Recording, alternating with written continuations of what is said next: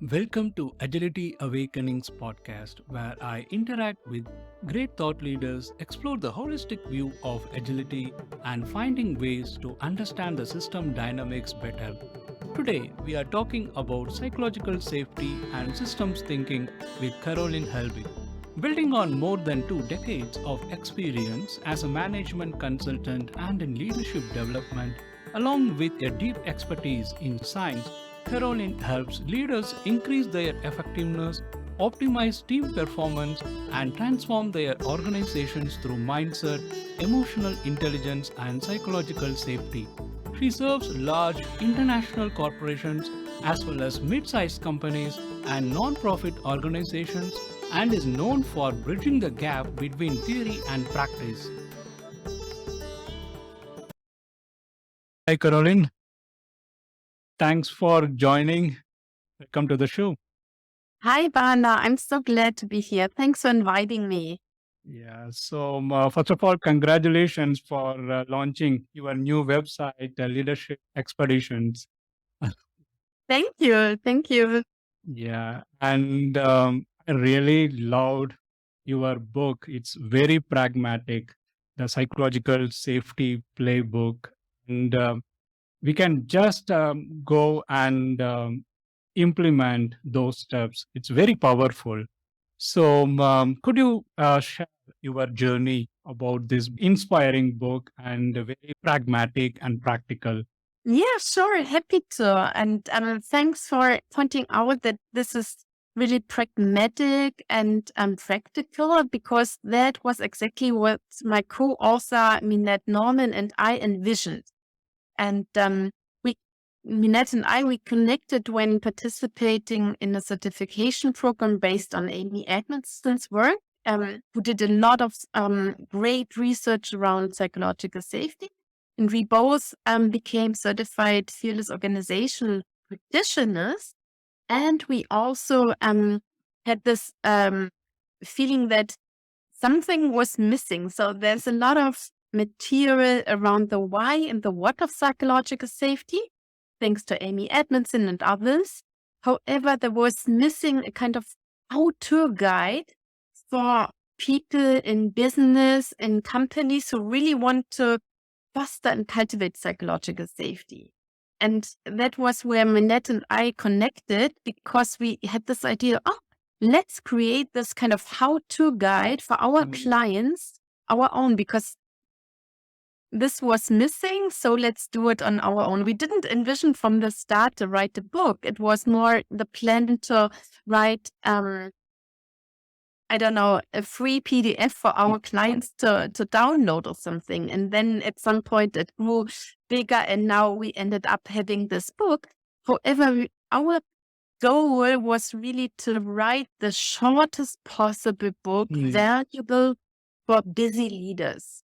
So wherever and it's a playbook, meaning you can take whatever element resonates with you. You don't have to read in order. You don't have to read from A to Z, cover to cover. It's really modular, and each module is self-contained, and you can pick whatever resonates with you and go ahead and implement. So I know a lot of readers and leaders who have the book ready at their desk, and they flip it open and see what's there and see if they want to try this out. And we really encourage you to to take these little actionable advices as kind of experiments. See what's happening and how it feels if you just try this out. And maybe you have to adopt it, refine it, and make it fitting your style and your situation. Maybe there's also something which is not resonating at all with you. That's completely fine. It's like I said, we offer actually 25 different actionable ideas you can implement. Yeah, those are very powerful 25 moves, very actionable. And as you rightly mentioned, the leaders, they don't have time. They are so busy, but within whatever time they have, so they can just experiment with that. You are so passionate about psychological safety and leadership. Could you share your experiences here? Absolutely, absolutely. I'm happy to.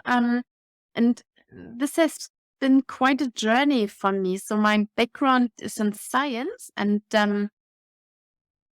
I decided to, yeah, I was always interested in understanding why are human beings functioning the way they are. And that was the reason for me to focus on human biology at university. And I did my PhD in human genetics.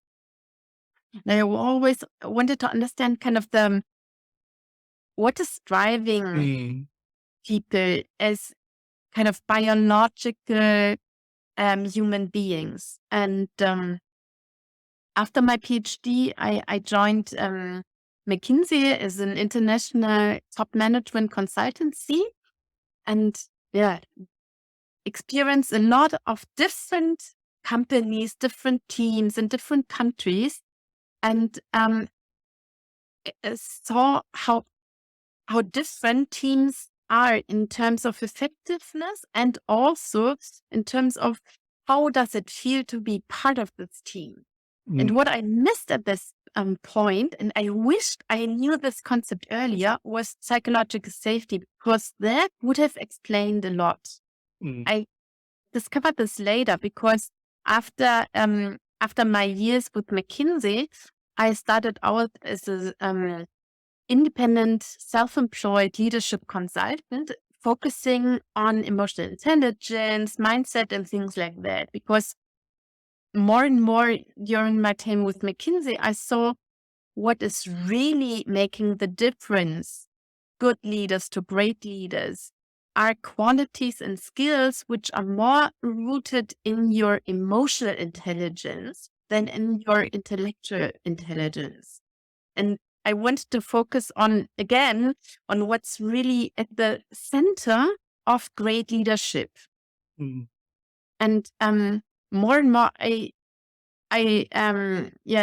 discovered what it all takes to be an emotional intelligent leader.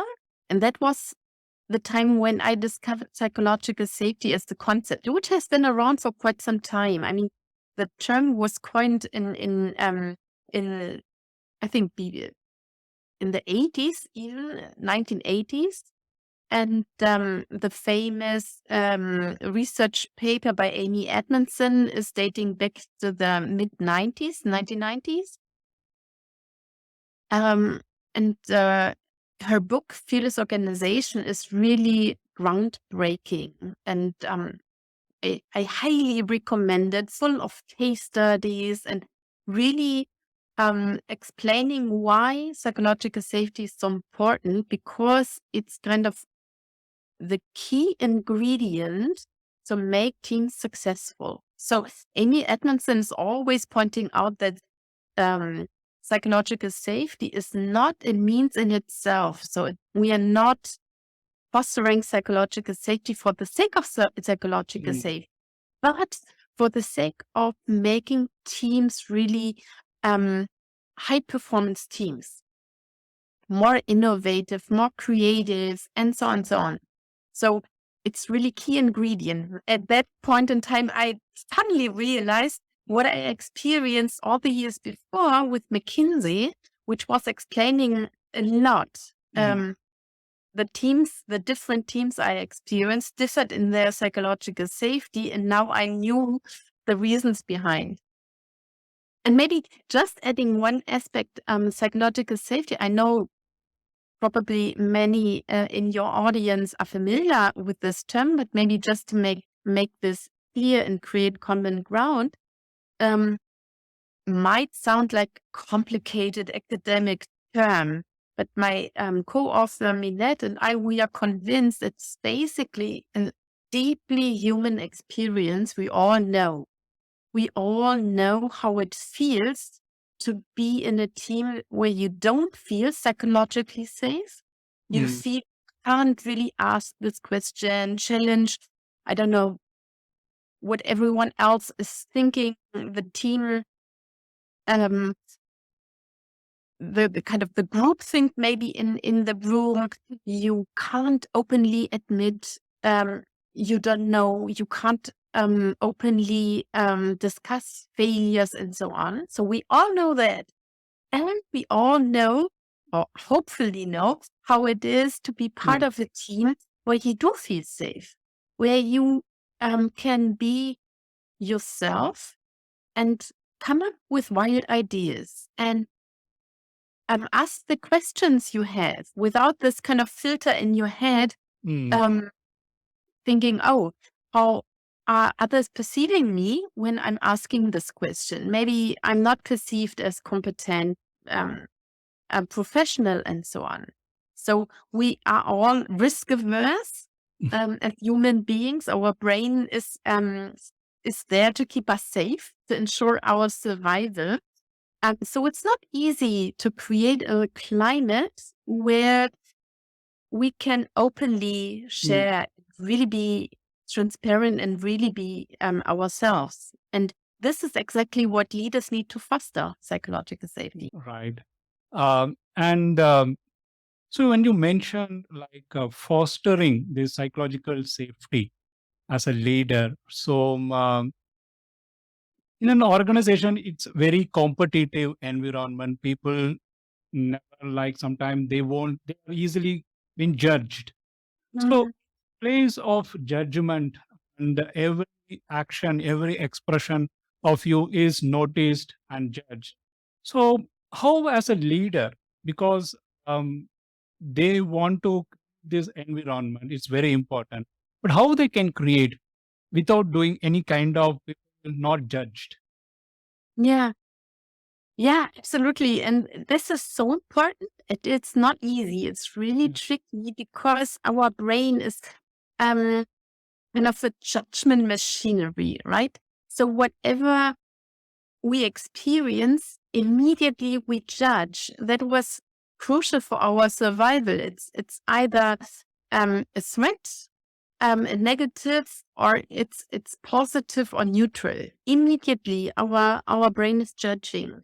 And if we want to move away from this immediate judging and shift more into curiosity, more into openness, we really need to cultivate our own self-awareness. We really need to be mindful and cultivate this meta-awareness of, I'm judging, and then not following your immediate judgment, but kind of put it into brackets. Okay, brain, you tell me that's good, that's bad. Let's put it in brackets and more curiously explore what it is all about. And that should, it would make such a difference in our working environment, in our teams, if we all could create a little bit more healthy distance towards our own judgment, because that's what's making the collaborations with others often so difficult, that we all let our judgments come through and then talk negatively to others, criticize, and so on, instead of building on others' ideas or get more curious about their perspectives, and then maybe really learn something new we didn't see and know before. So it's invitation to all of us to get a little bit less judgmental, which is not easy because it's the way our brain is working. And then maybe comes the neuro part in it. The good news is, from research, neuroplasticity, we are not stuck with the brain we have. We can change. We can change. However, this really needs effort and deliberate action. But then we can hardwire our brain in a new way. That's also the reason why what we propose, the 25 actionable suggestions we explain in the book, the best way to cultivate this is to really make it a habit. So try it out, experiment, and when there's something you find helpful for you, really make it a habit, because what you're doing then, the more often you practice this, the easier it becomes, because your brain is wired in a new way and you hardwire your new behavior. Yeah, so I think, yeah, it's very difficult to let it go over this judgmental, but we should be conscious about our biases and judgments and practicing, right? Yeah. Okay, let listen, and we should be very humble and asking right questions so that we can know about their perspectives and their thoughts. But now people are openly talking about mindfulness and emotional intelligence. So, how, as a leader, they can just be highly emotionally intelligent and also foster the same conditions so that people can become emotionally intelligent? Yeah, absolutely. And I know that many people out there, especially busy leaders in companies, when you mention the term mindfulness, they their eyes, right? Yeah. So, which is just not resonating with many people, and there's some resistance, and I can fully understand this. I have been there too. I'm a scientist by background and by training, so there has been quite some way, quite some journey for me to understand mindfulness. And the basic idea is it has nothing to do with kind of sitting cross-legged on a cushion, meditate for hours, becoming a monk, and things like that. No, it's very basic, and it has to do with awareness. It's just being aware of what is in the present moment without being judgmental about it. So just being aware, just seeing what is without, without these immediate judgments we just discussed.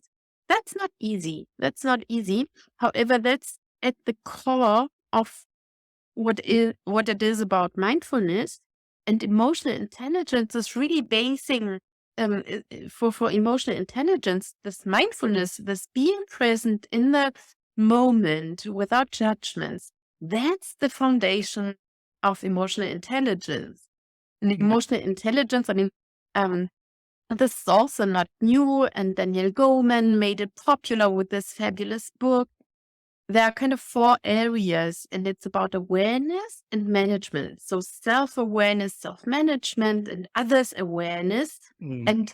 and managing interactions with others in a more empathetic way. That's all what emotional intelligence is about. It's a big field, but it has to do how you relate to yourself, how you manage your own reactions, and how you relate to others, and how you manage the relationship to others. So that's emotional intelligence in our book. We are not really speaking a lot explicitly about emotional intelligence, but for sure it's kind of the underlying foundation for a lot of what we are saying. And we have a whole chapter about self-awareness because it's so foundational, and it's often not really cultivated in with busy leaders. Yeah. And maybe talking about busy leaders, which we touched upon earlier, I'd like to point out that everything we suggest in our book is not costing much time, or maybe not costing any time at all. It's more what you do anyhow, but do it in a different way. So it's not adding to your to-do list. It's not meant to be overwhelming. It's more do what you do in a better way. Yeah, that's very simple and easily doable.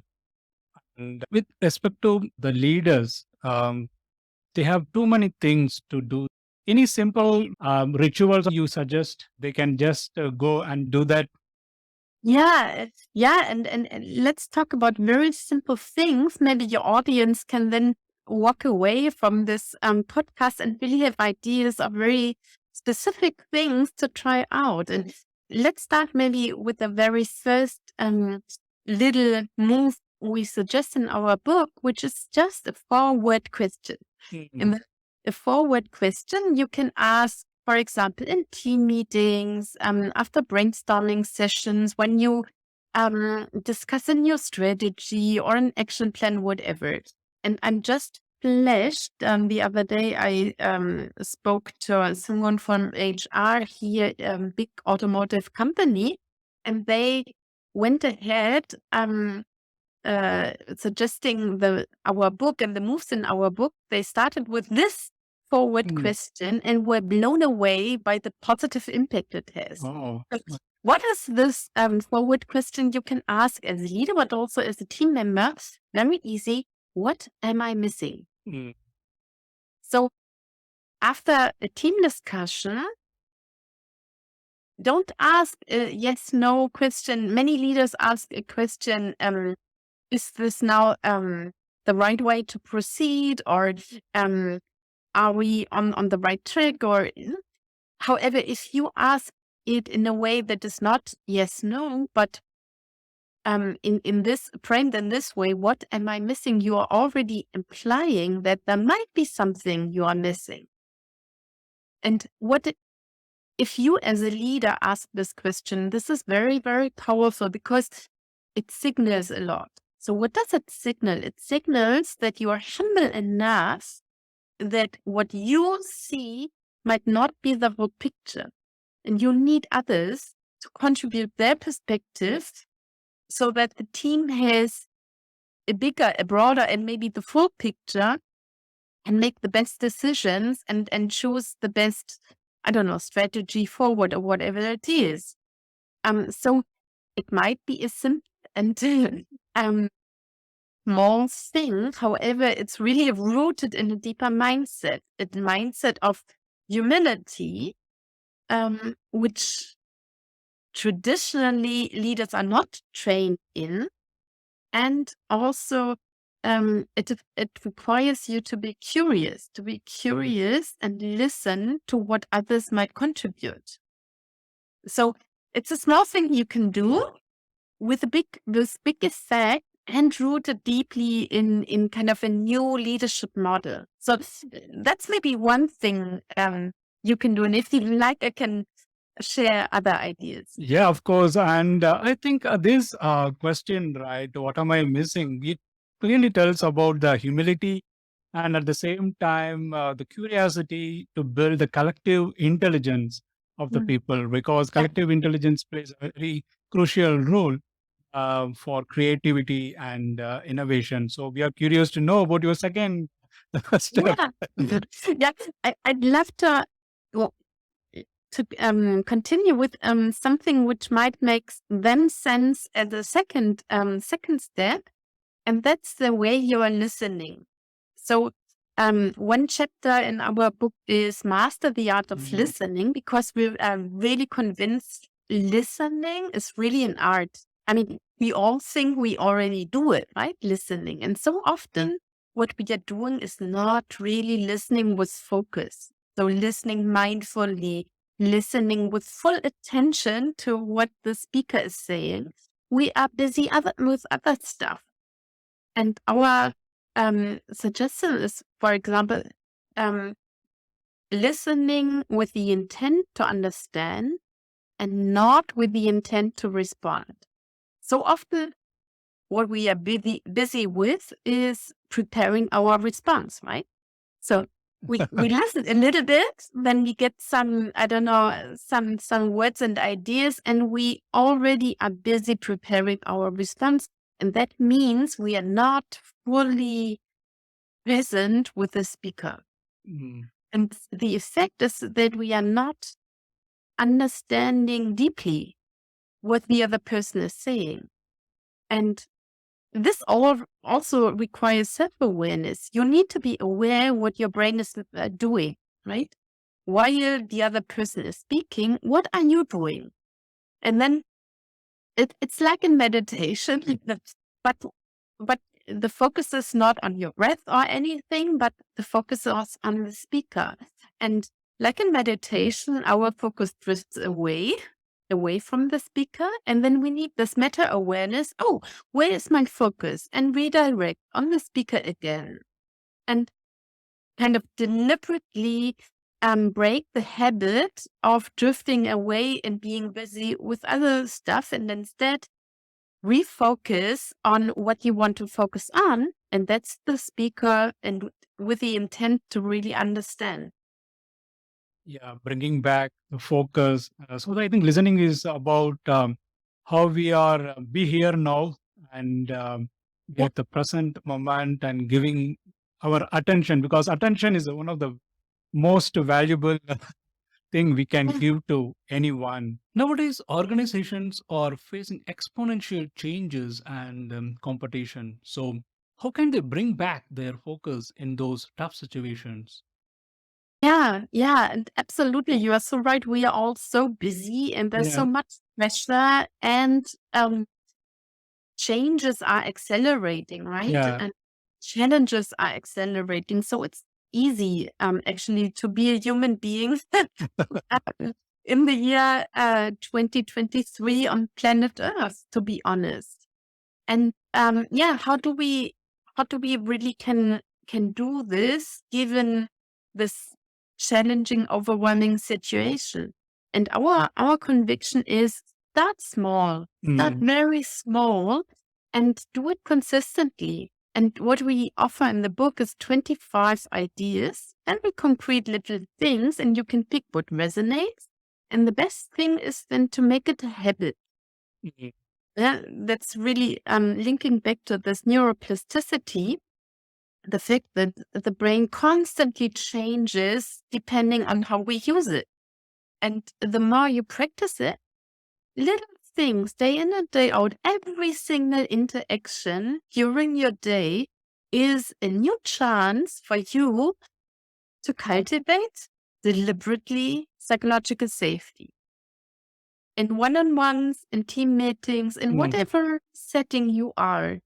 And so you don't have to kind of do big leaps like a big program, becoming someone else or something like that. No, um, be who you are and do what you do and get inspired by these little tiny things you can mm. shift and make it a habit. Make a habit out of these little things which resonate to you and which you find helpful, because what happens is then you really change kind of the climate in your team, and also the character. I don't know, for example, the character of your meetings will change. Also, the way others respond to you. For example, we just discussed the quality of listening. Mm, And what I see when working with leaders, when they deliberately work on the quality of their listening, people start to respond differently, because once people feel really understood and really mm, heard, they feel valued, they feel appreciated. I mean, the team solution will improve because suddenly all these ideas which have not yet been kind of included because they haven't been heard really.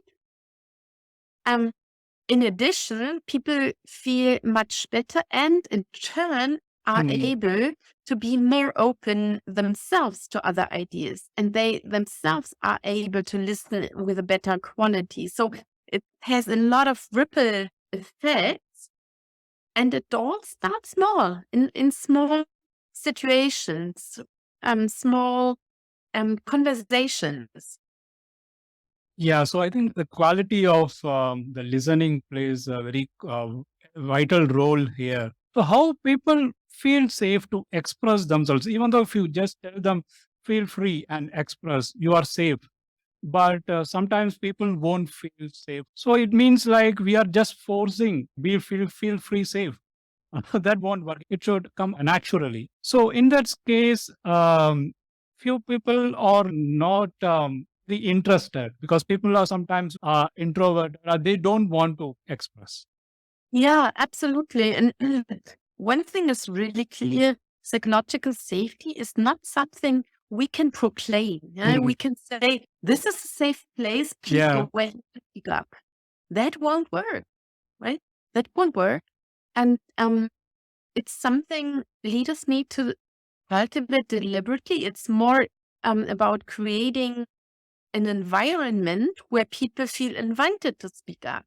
And one of the great ways to really start this as a leader, when you as a leader are in a situation which you just described, that you have people who just don't want to speak up and things like that. Well, how can you start creating this productive climate of psychological safety? And the very powerful thing you as a leader can do is to open up and share more personal things and vulnerabilities yourself as a leader. So be courageous enough. So, for example, admit that you don't know something, or to admit the mistake and discuss, oh, here I experienced failure and this is what I learned from it. And be courageous to make this first step, because then you invite everyone else to do the same. So the best way and the most powerful thing, if you want others to speak up, is that you go first and speak up with something which might at first feel a little bit uncomfortable, because it's not what we are trained to do, right? As leaders, many leaders are trained to kind of know it all, be perfect. There's nothing you can be attacked for or judged for, things like that. But this is not working. And if you have this situation, people stay quiet. You as a leader are trained in this traditional leadership model, and then you just proclaim, let's have psychological safety, go ahead, speak up. No one will jump ahead. You have to do the first courageous step and invite everyone else. And this is linking back to what our really core mission and belief is, and that's the subtitle of our book: lead more powerfully by being more human. This is not easy. It requires to be courageous enough to show up fully as a human being with all your limitations and your failures, mistakes, and so on. So leaders are hesitant, right, to show their vulnerabilities. Even they won't. Sometimes people need leaders should be very strong enough to take decisions. But if they show vulnerability, the people may lose confidence on the leader's side. So in that case, where we have to show our vulnerabilities and where we shouldn't, is there any way? Is there any boundaries? Or Yeah, interesting. And there's for sure not one answer to this question. It's always a balance. And I just want to underline, it's not about kind of oversharing. It's not about that suddenly, because you have been to a psychological safety training, and suddenly you go ahead as a leader and tell your deepest secrets. That's not what it is about. It's about really being a little bit more transparent and share personal things you might you use maybe to kind of hide, so that it is not seen. So have the courage to let yourself be seen as the human being you are and be a strong leader. I think this can be combined. It's not about oversharing. It's not about telling, I don't know, personal stuff which is just not appropriate. And it's not about letting slide accountability. It's not about letting go of your strength as a leader. And what I see with leaders who understood this fine balance and find a way to deliberately share things they used not to share, that they experience, they are seen as more convincing and stronger leaders than before. So people really connect to them, really increase their loyalty, their trust. We can't be trusted as a leader when we hide. So letting ourselves be seen is a way to build the trust and in a team build the psychological safety that we really can build strong connections to each other.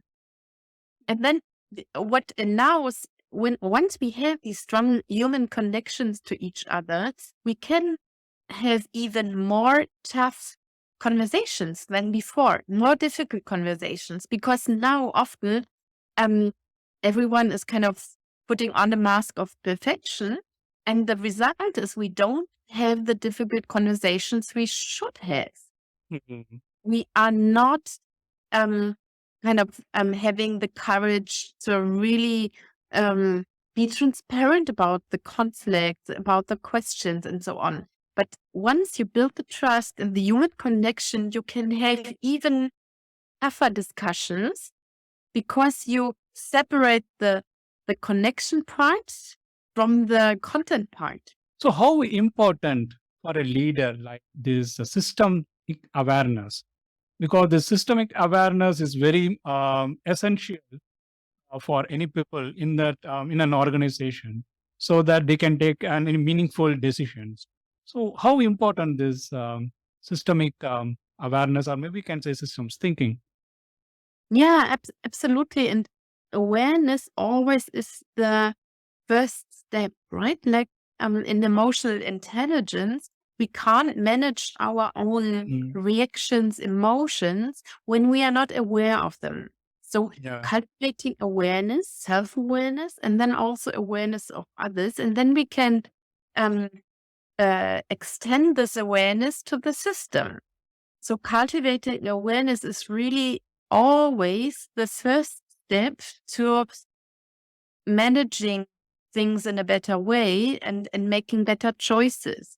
So absolutely. And I'd point out that everything starts with yourself. So Mm, really going from the inside out, starting with yourself and then step by step increasing that. And that's very interesting what research shows that if we want to get better in the awareness of what other people are mm, feeling, thinking, their perspective and their situation, the way to increase our empathy is cultivating our self awareness. So, mm, exactly the same centers and areas in our brain, which are responsible for self awareness, need for awareness of others, for empathy. So, the more you train your self awareness, the more you train your capacity for empathy. And I mm. guess it's also the same for the next step, extending it to the systemic level and increasing awareness there. Yeah, so it starts with our own self. And so, for any successful product development, we need a diverse perspectives and insights from everyone. So, I guess the psychological safety is a kind of a systemic conditions needed for the people to express and being the creative expressions of their self. So, what kind of any other systemic conditions you feel it's very valuable for the people to become their own self and express? Yeah, absolutely. And what you're saying is so right. We need everyone's perspective.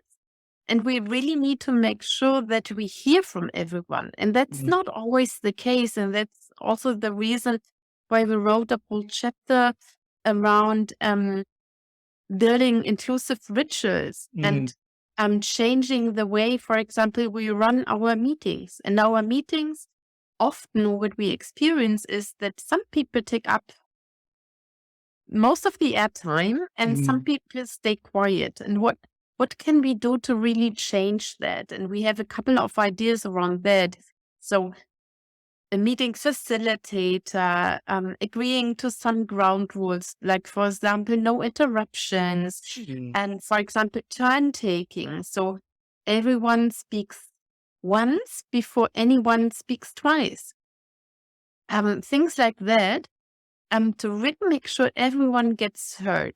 And then we can really make the best decisions and develop the most innovative products, which what you pointed out, can only be the case when we hear from everyone and everyone can contribute their ideas. Yeah, it is about inclusiveness. I think it all starts with our own self. How do we take care of ourselves and grow the awareness? If you are aware of what is needed in the moment and take care of yourself, yeah, it's about self-care and also self-compassion, and then maybe figure out, oh, what I need is more breaks, for example, mindful breaks, and this doesn't need to be long time.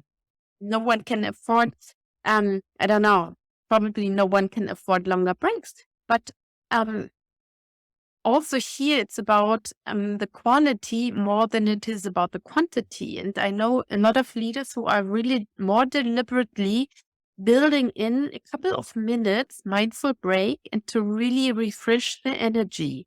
And they figure out what it is they personally need. And it can be different things. I know, for example, leaders who have the deliberate practice of staring out of the window for a couple of moments. That's a practice based on, I love this approach, the School of Life by um, from London. I just forgot the name. Um, the importance of staring out of the window. And we are so densely packed. Our schedule is so densely packed. We don't allow ourselves breathing space to replenish our energy and to really build the habit of replenishing your energy throughout the day with a couple of short mindful breaks and do whatever it is that is helping you. It can also be, I don't know, 2 minutes of journaling. What are you grateful for? What did you learn? How do you want to show up? What's your intention for your day or for the rest of the day? What's the best thing you can do for yourself? Things like that. Or it can be a little bit of movement, going out and just 5 minutes, go for a mini walk, or have a chat with your coworker, or get a tea, or whatever it is. But being more deliberate with how we go about our working day is a big part, and it can really, really kind of relieve a lot of stress. We have to start building our atomic habits. Sometimes leaders are in a position to make tough decisions in bringing change to the organization structure. So, how can we nurture psychological safety in those conditions? Yeah, absolutely. And this is um, so relevant, so important, and so tricky and challenging. And I see this a lot in this question: how can I, as a leader, take care of psychological safety in my team when there's restructuring all around, when there are layoffs and things like that? And it's so challenging and probably the most difficult situation we can be in. And there's probably no easy answer. My perspective would be that there are two components which are really crucial, and that's transparency and compassion. And continue to be a human being. And there's an excellent book out there which is really addressing exactly this question: compassionate leadership, how to do hard stuff the human way. And how I think that, I mean, we can't, reality is tough, and it's maybe even the toughness is maybe even accelerating the challenges and so on. I think the only possibility is to stay human and connect with the other one on a human basis and really connect to your compassion and not shy away to, so really face and name it. Yeah? We are not able to sugarcoat. We are not able to kind of make it go away or make it nice or something. We shouldn't try to. but really open and transparent. Be open and transparent with the situation, name it, stay connected, and do it in the most compassionate way. And then what I see is when leaders are in this tough situation, maybe they themselves have to tell people they are going to be laid off and so things like that. What's helping is if they stay human, and what they are kind of often relieved that the person they speak to is appreciating the compassion and can understand that for reasons maybe not in the hands of the leader, this is the decision which has been made, which can't be avoided, and they can still relate to each other on a human basis. Leaders be more transparent and compassionate so that we can establish deeper connections and try to convey very difficult message to others. Maybe people can understand when we say in more humane way. And is there any one thing you just want to tell to our listeners to practice for the psychological safety? What you suggest, Karolin? Yes. What I love that the audience takes away is that it doesn't take a lot. It's all about the small actions you do day in and day out. And the more you can be deliberate about the actions you take, the better. And there are a variety of ideas about these actions, asking the question, what am I missing? Taking turns in meetings, admitting failures, listening with a better quality, cultivating self-awareness. So whatever it is, pick one, practice it, see it as an experiment. So it's not that for the rest of your life you need now to commit to this practice. It's just, I don't know, a week, 2 weeks, and then reassess. How is it going? How does it feel? How is it changing the way you collaborate with your team? And then reassess and see if you want to continue, if you want to adopt, if you want to try out another practice. But yeah, small steps consistently. It's really like training our muscles. It's not helpful to go to the gym once every other month. No, it's about what we do day in and day out. Take the steps every day.